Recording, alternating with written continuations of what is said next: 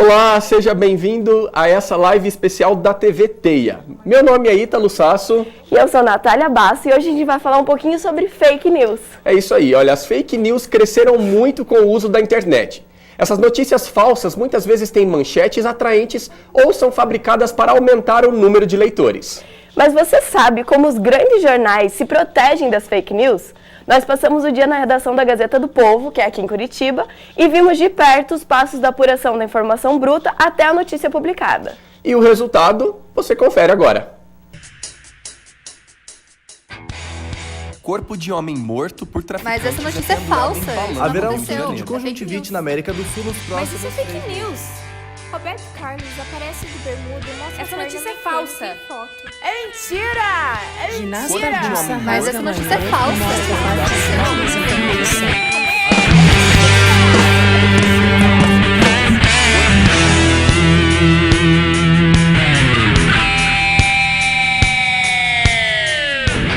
Eu queria saber quantas estações eles ficaram de cuidar no trecho que eles operam. A gente está aqui na Gazeta do Povo, que é o maior jornal do Paraná e vai fazer 100 anos. E a Gazeta do Povo passou por um processo de transição bem radical, um dos primeiros jornais do Brasil a virar completamente digital. É uma mudança bastante significativa no jeito de fazer notícia e no jeito de levar as informações para as pessoas. Ô Folhinha, o Jones, tudo bem? Tranquilo? Tá podendo falar agora? Seguinte, você chegou a assistir aquela série que saiu agora na Netflix, O Mecanismo? Então, fake news são notícias circuladas de forma errada, com dados que não são coerentes, que não condizem com a realidade, mas às vezes com títulos muito chamativos e que chamam a atenção, claro, do nosso leitor e que ele acaba caindo realmente. São notícias que a pessoa acaba acreditando porque podem ter algum vínculo com a realidade, mas que no geral não fazem sentido, não estão corretas e que acabam mais confundindo do que realmente repassando uma informação coerente. Porque existe a fake news que é uma coisa, um erro genuíno, a pessoa realmente lê alguma coisa, acha que aquilo é verdade, e aí talvez entre um problema muito maior que é o de educação midiática que a gente não tem. E esse tipo é mais benigno, embora cause estragos também, mas acho que o pior mesmo é quando é uma fake news deliberada, quando alguém, um grupo, produz uma notícia falsa com algum intuito ali por trás, ou levar vantagem, ou prejudicar um terceiro. Mas as pessoas, em geral, são muito impactadas em rede social, né? Eu diria que talvez o WhatsApp hoje é a fonte inesgotável de fake news, que as pessoas não checam, não tentam se aprofundar, às vezes nem vão em fontes na imprensa mesmo, ver se aquilo que ela recebeu é real, assim, né? E automaticamente compartilha, ou porque causa indignação, porque de alguma forma ela é afetada com aquela informação e ela se vê na obrigação de compartilhar aquilo com as outras pessoas. Sem dúvida nenhuma por rede social, né, das mais diversas. Eu acho que na verdade a boa apuração ela continua igual. A gente só tem um cuidado maior porque hoje a gente sabe que isso acontece mais facilmente, mais vezes. Então, por exemplo, a gente teve até um caso aqui dentro que a gente estava de plantão e começou a receber em vários grupos do WhatsApp notícias de que a Unesco tinha escolhido Curitiba entre as cidades mais bonitas do mundo, assim. E a gente falou, nossa, nunca ouvimos falar disso, vamos atrás. E no plantão a gente descobriu o telefone de uma das diretoras de comunicação da Unesco aqui no Brasil, a gente telefonou para ela estava em um evento, enfim, levando algumas pessoas específicas que estavam visitando Brasília, e ela falou, olha, isso é mentira, a Unesco não faz nenhum tipo de seleção desse tipo. E ela falou, em primeira mão eu desminto para vocês, isso não existe. E recentemente eu recebi essa matéria inclusive de uma jornalista, nem foi por maldade, ela sabia que nós fazíamos essa cobertura e encontrou essa informação de que o viveiro do Ibirapuera seria demolido para dar origem a uma rede de fast food.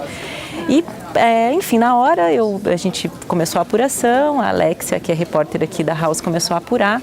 Então, logo ela começou a ler, então nem exigiu assim tanto esforço, foi assim, questões de minutos, ela já me chamou e falou, Dali, tá parecendo fake news isso aqui, porque assim, não tinham fontes oficiais, tinha uma fonte que a gente não conseguiu conferir quem era a pessoa exatamente, dizia ser alguém ligado ao Ibirapuera, mas a gente não conseguiu confirmar, e enfim, com uma apuração que nem foi tão aprofundada, né, demorou assim, a gente ficou algumas horas fazendo aquela apuração e a gente conseguiu checar que não era real, né, que aquilo, que era uma parte da notícia só que, enfim, né, que foi aumentada ali naquela postagem. Por mais que a notícia venha de uma fake news pra gente, a gente tenta embasar, conversar com os especialistas para ver se aquilo é real. Um exemplo recente, a gente fez uma matéria a respeito daquele vídeo circulando de 9 tipos de peixes que faziam um mal para a saúde em algum momento.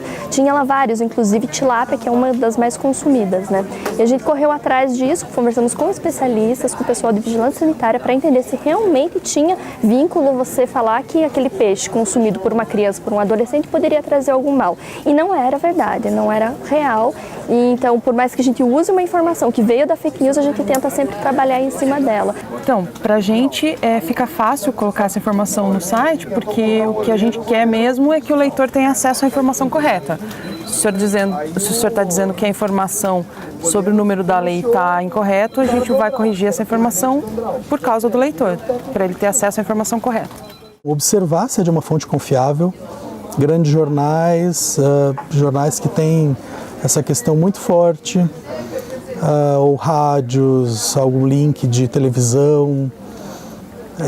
Eu acho que esse é o principal, na verdade, é você confiar no emissor da informação. Às vezes as pessoas repassam uma notícia falsa, alguém questiona se é real, ela, não, na dúvida eu estou repassando. Não faça isso, na dúvida não repasse, porque os efeitos podem ser muito ruins e irreversíveis. A questão do título, se te chamou a atenção muito, se é uma notícia muito que mexeu com você, talvez seja um momento de você repensar, talvez seja um momento de você buscar a mesma informação em outros sites, em sites que você confia de verdade, sempre olhar da onde vem essa informação, se é de um site que você nunca ouviu falar, talvez seja interessante desconfiar. Eu, como leitora, como usuária de redes sociais, assim, especialmente no WhatsApp, eu respondo. Sempre que vem alguma coisa que eu desconfio, eu questiono a pessoa, assim. Primeiro porque é minha profissão, assim, eu zelo por ela. Então, assim, a gente trabalha com isso e a nossa obrigação é ter né, assim, a apuração e saber a checagem das informações. Então eu questiono, falo assim, você já checou? Já viu na grande mídia se alguém publicou isso realmente ou não?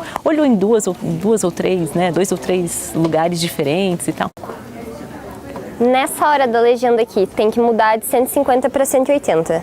150? E o tempo tá certinho aqui, mais ou menos? O tempo eu conferi.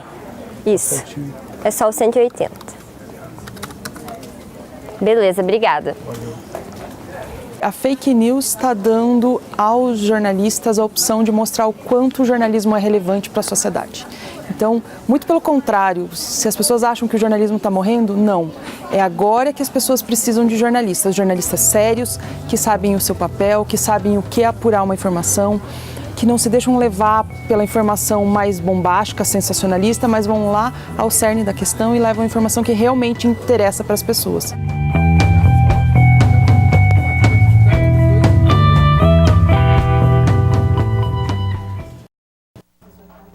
E você que acabou de chegar, a gente está aqui exibindo nessa live especial os trabalhos realizados pelos alunos do curso de jornalismo do 3º ano aqui da Universidade Positivo. Mas fica tranquilo que daqui a pouco esse material vai estar disponibilizado lá nas nossas redes sociais, então é só acessar lá a nossa página no Facebook e o nosso canal no YouTube. Agora a gente vai comentar um pouquinho como foi a produção dessa reportagem, como foi passar um dia lá na redação da Gazeta do Povo. Foi muito divertido, mas foi bem cansativo. A proposta de fazer essa reportagem era realmente acompanhar o dia, descobrir lá o processo de apuração. E nós resolvemos montar uma reportagem sem a presença do repórter, sem o uso de passagem, né, nesse modelo mais tradicional de reportagem, e criar realmente uma linguagem mais solta, né, uma coisa um pouco mais solta, essa informação mais, como é que a gente pode dizer, mais natural, né, Natália? Próxima do ouvinte e do leitor. Isso, exatamente. Então, nós chegamos lá, conversamos, é claro que existe uma resistência, né, enfim, nós éramos duas pessoas diferentes dentro daquela redação, daquela estrutura que já funciona muito bem. Então, o que nós fizemos? Nós colocamos o microfone em alguns personagens, né, em alguns jornalistas, e aí nós acompanhamos o dia a dia deles e tal, enfim, e foi bem legal. Foi muito divertido passar esse tempo lá, apesar, lógico, da seriedade do trabalho. Algumas dificuldades foram que algumas informações eram sigilosas, então a gente teve que cuidar na hora de fazer a seleção do material, até porque a gente tem quase 2 horas de material bruto, então a gente teve que ter esse cuidado do que a gente podia divulgar do jornal, o que a gente não podia, porque era uma apuração deles.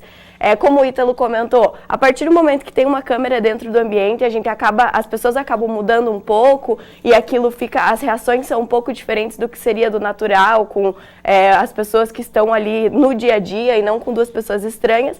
Então a gente teve algumas dificuldades assim, mas foi muito interessante a forma como eles contaram pra gente o que é fake news pra eles lá dentro do jornal e como é que eles fazem essa apuração para que isso não se torne uma coisa corriqueira e para que eles consigam fazer uma apuração que desminta todos esses boatos e essas coisas que rodam em WhatsApp, Facebook e tantas redes sociais que a gente tem hoje, né?